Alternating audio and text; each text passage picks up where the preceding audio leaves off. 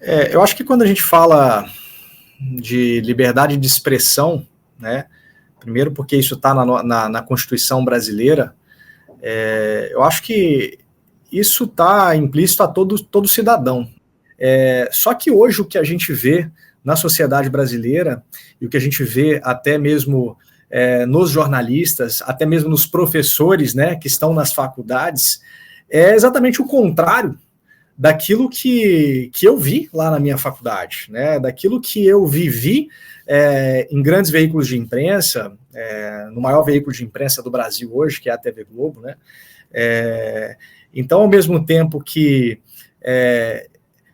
isso me dava um orgulho, um desejo de atuar cada vez mais nesta área, isso gera uma certa vergonha, né, hoje, ao ver tudo isso que nós estamos vivendo no cenário brasileiro, e entender que a liberdade de expressão, a liberdade de imprensa, ela está sendo ferida, né, ela está sendo violada. Mas o STF ele é a instituição que deve ser o responsável pela guarda da Constituição, né, pela defesa dos direitos fundamentais. Eu acho que, assim, já há um certo tempo, às vezes as pessoas pegam muito o 8 de janeiro, né, parece que a gente está vivendo isso só a partir do 8 de janeiro. Mas já há muito tempo, já há alguns anos, eu vou arriscar aqui, talvez antes disso, mas eu acho que essa escalada de tudo que a gente tem visto aí, de 4 anos para cá, de 2020 para cá, ela só tem piorado, né? E eu acho que o STF tem sido alvo de debate, de intensos debates e críticas, devido a essas decisões controversas, né, que apontam muitas vezes para essas violações de liberdades individuais, de imprensa, né? Em particular as ações do ministro Alexandre de Moraes, que tem, acredito, gerado preocupações significativas, tanto no cenário jurídico nacional quanto internacional, como a gente tem visto agora. E, olha, eu vejo um tratamento muito diferente do tempo, por exemplo, do que eu vivi lá dentro da TV Globo, para o que eu vivi no Terça Livre. O Terça Livre é uma empresa que eu posso dizer aqui das mais corretas que eu já passei. E a gente via, de fato, uma preocupação com a legalidade, com fazer as coisas do jeito certo. E ainda assim era uma empresa extremamente perseguida. E na própria TV Globo eu cheguei a ver situações assim, eu não vou dizer desse campo burocrático, porque eu não tinha contato, mas situações às vezes constrangedoras, assim, por exemplo, de cobertura jornalística, que às vezes me dava assim, uma impressão de que estava favorecendo um lado ou outro. Por exemplo, em Belo Horizonte a gente tinha muito um questionamento da postura, por exemplo, da TV Globo em relação ao governo Aécio Neves, né, a gestão Anastasia, sempre haviam críticas, inclusive, de colegas jornalistas, né, que a imprensa local ali, né, ela favorecia muito esse governo, né, a forma de conduta.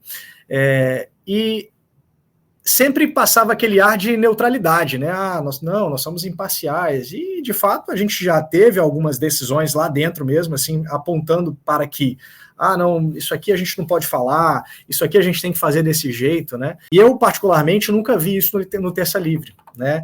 Embora fosse uma mídia que se posicionasse, que falasse, né? Era um jornalismo mais opinativo, muitas vezes, mas eu nunca fui impedido de falar sobre nada lá, né? Eu nunca fui falado, olha, a gente tem que falar esse viés aqui, tem que ser dessa forma aqui. Então, enfim, a gente vê um tratamento muito desigual das autoridades hoje. Parece que só quem fala bem dos ministros do STF, quem fala bem do governo atual, é que pode falar de fato. Mas, né, começou uma escalada primeiro de cancelamentos, era cancelamento dos canais do YouTube, derrubada, qualquer coisa era motivo. Tinha antes da minha chegada já aquela busca e apreensão na casa do Alan, na sede do Terça Livre, não encontraram nada, né? Arrastam esse inquérito até hoje.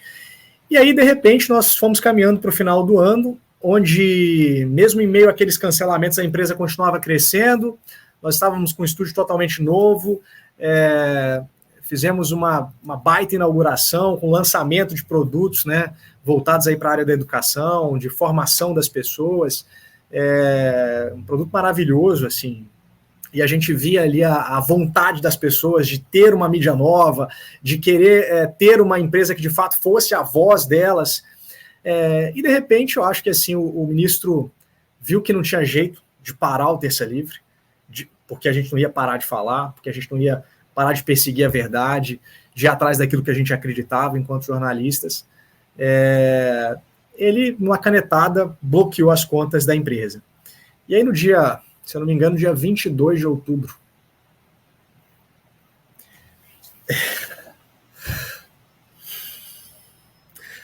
me desculpa, Marco, eu me emociono porque no dia 22 de outubro eu recebi um link para uma videochamada onde as pessoas, os representantes da empresa, estavam comunicando a suspensão das atividades. E eu me emociono porque meu filho tinha 12 dias de nascido, né? Meu primeiro filho, início de vida de casamento, meu filho tinha 12 dias de vida. Meu filho nasceu no dia 10 de outubro, no Hospital Santa Helena, em Brasília.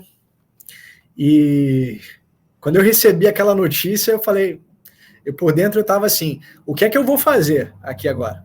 O que é que eu vou fazer com uma criança recém-nascida, sem saber como é que eu ia pagar o meu aluguel? Porque a empresa nada podia fazer, nada podia fazer. Aliás, as pessoas envolvidas, os sócios da empresa, tudo que eles puderam fazer para que a gente pudesse ter uma saída digna dali, né? Seja indicar para outras empresas, outros trabalhos, né, que a gente pudesse fazer com pessoas conhecidas, seja até mesmo virar para a gente e falar assim, olha, a gente não tem dinheiro para te pagar aqui, porque as contas foram bloqueadas. Será que órgãos internacionais não tomariam alguma providência, não questionariam uma atitude como essa? Que, embora fosse uma grande empresa respeitadíssima, era a empresa que a TV Globo, os veículos de comunicação tradicionais, colocavam como o blog, né? A empresa do blogueiro bolsonarista, né? Porque quando eles não tinham nada para falar, era isso, eram adjetivos inventados sobre o Alan dos Santos, sobre a empresa, sobre os profissionais que trabalhavam lá. A mesma ética jornalística que eu aprendi lá na faculdade com os meus professores de esquerda, né? O que eles passavam ali dentro das disciplinas, é a mesma ética, a mesma conduta que eu procurei ter como jornalista todo o tempo. Eu acho que se a gente não tiver, de fato agora, um olhar dos órgãos internacionais para o que está acontecendo aqui no Brasil, e eu digo órgãos internacionais e governos também, porque embora a gente defenda a soberania do Brasil, a gente está vivendo um estado de exceção, um governo que não tem se preocupado com as liberdades individuais. Sem dúvida, o IFPE é de extrema relevância para que, né, a voz de quem está aqui no Brasil seja ouvida, né? E eu acho que assim, numa construção também a nível mundial, global, de violações, né? De discutir essas violações que acontecem em vários países, né? Não é só o Brasil que está vivendo essa situação. E não são apenas ditaduras, tá? Não são apenas... a gente está falando aqui, não é só de Venezuela, de Nicarágua, mas isso acontece também em outros países desenvolvidos, né? Eu acho que tudo isso a gente precisa discutir. A gente viu, por exemplo, medidas muito autoritárias durante a pandemia. E eu acho que, assim, era proibido discutir esse assunto. Eu acho que uma ação como a do IFPE, para esses temas de liberdade de imprensa, liberdade de expressão serem amplamente discutidos, é extremamente válido. Eu acho que ganha o cidadão como um todo.